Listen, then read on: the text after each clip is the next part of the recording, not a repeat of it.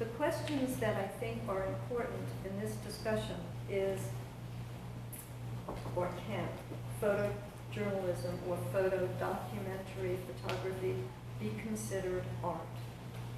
What doing this has done for me is put me back in touch with my roots as a documentary photographer.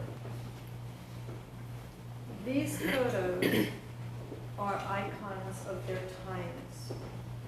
Nothing was as effective in bringing an end to the Vietnam War. It can be a very, very effective way of communication. Probably there's nothing more effective. And somebody once explained to me why. That if you use words to communicate, the words go through your head and they have to be translated. If you see a picture, it is primary communication. It skips that need to be translated in your head. So pictures hit your gut.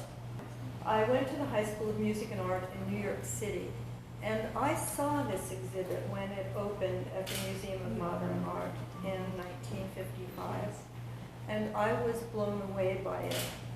I didn't realize how much it affected me until I came back to look at these pictures getting ready for this talk.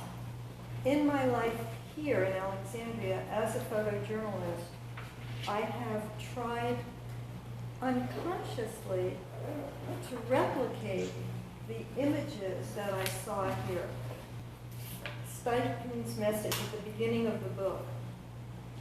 The exhibition demonstrates that the art of photography is a dynamic process of giving form to ideas and explaining man to man. It was conceived as a mirror of the universal elements and emotions in the everydayness of life, as a mirror of the essential oneness of mankind throughout the world. And what I've tried to do in the photographs that I've taken is in some small way to say that we are all kin. We are all in this together.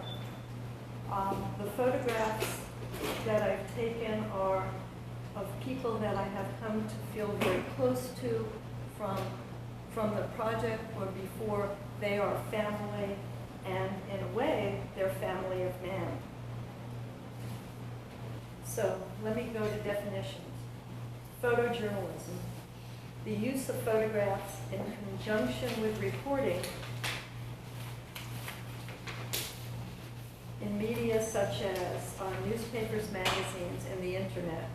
Documentary photography is almost the same thing, except it's the production of an archive of historical significance and its distribution to a wide audience through publication. So I think Living Legends absolutely qualifies as a photo documentary project. It's widely distributed in the papers, and there's an archive that is kept now by the Alexandria Library. Photojournalism has been collected by galleries and museums since about 1970. There's a collective out there of photojournalists that specifically work towards gallery exhibition. They're still photojournalists, they still photograph wars. Well, one of them actually is kind of an interesting guy, Eddie Adams. He shot the picture of the Vietnamese general shooting Viet Cong, which got him a Pulitzer Prize. The first photojournalist out there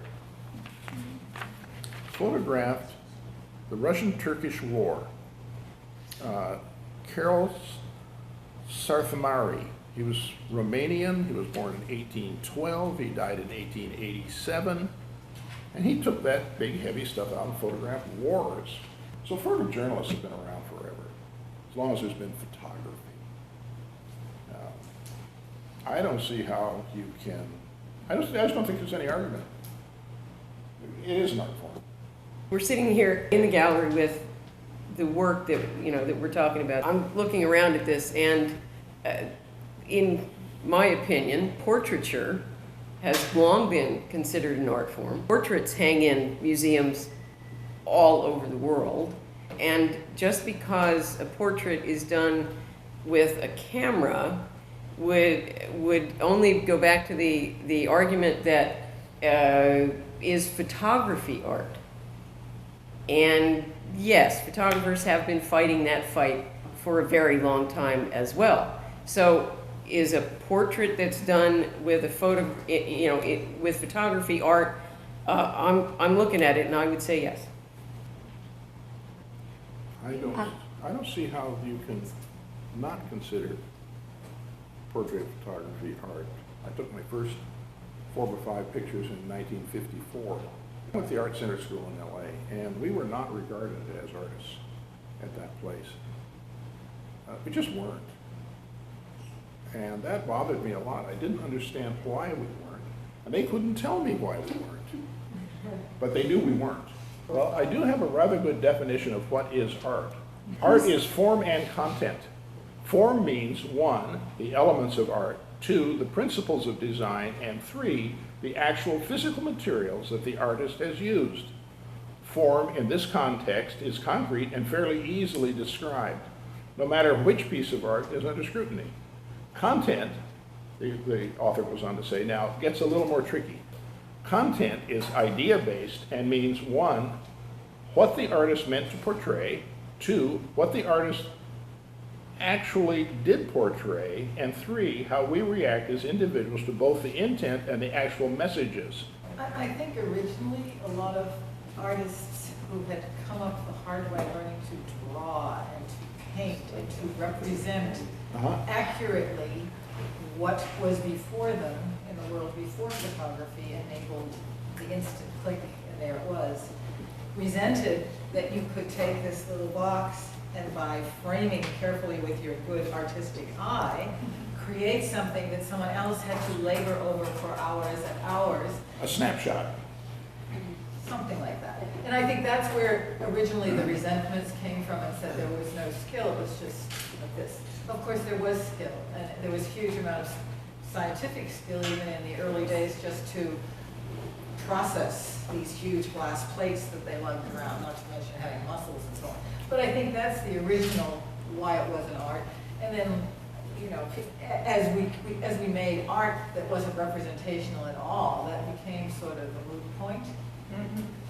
They're drawing an artificial distinction there about art.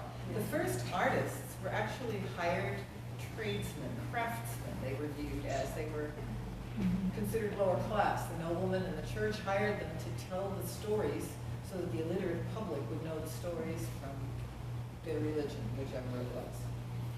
And these people were told, you will paint this, you will paint it these colors, and we're paying so and so much for the paint, and if you're lucky and we like your picture, we might even pay you.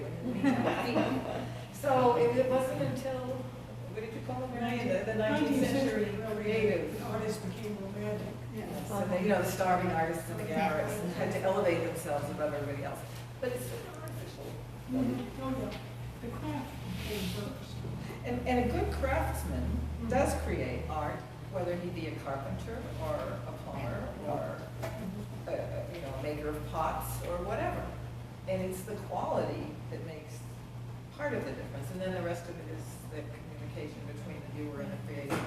To me, art is a form of communication. It is when a person takes imagination, skill, and thought and creates something. And art can be a painting, a photograph. It can also be a piece of music, a poem. But the essence of it is you're communicating to the other person. And what you can communicate can, yes, be an emotion, it can be a mood, but it can also be a thought, it can be propaganda, it can be an opinion on something, and it is still art. Now, Dorothea Lange was hired to document the Depression, but I don't think there's anybody who wouldn't think that the photo of the migrant mother isn't art and doesn't symbolize for almost everybody what the Depression was all about.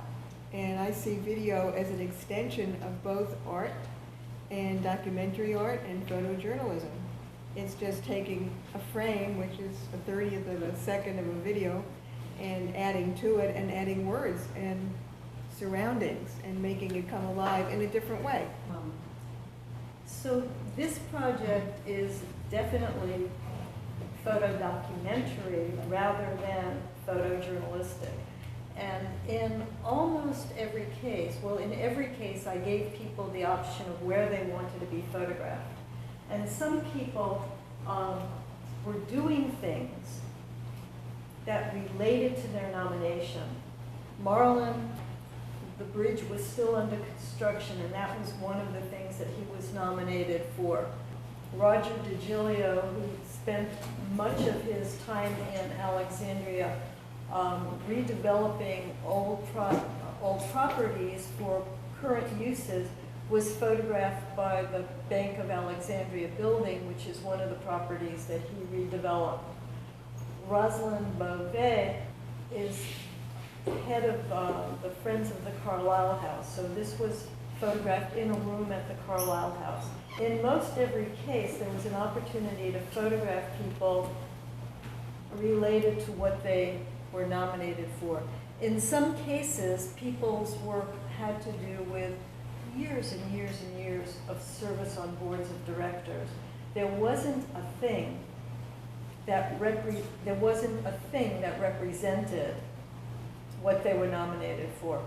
So they could either be photographed in their home or in my studio.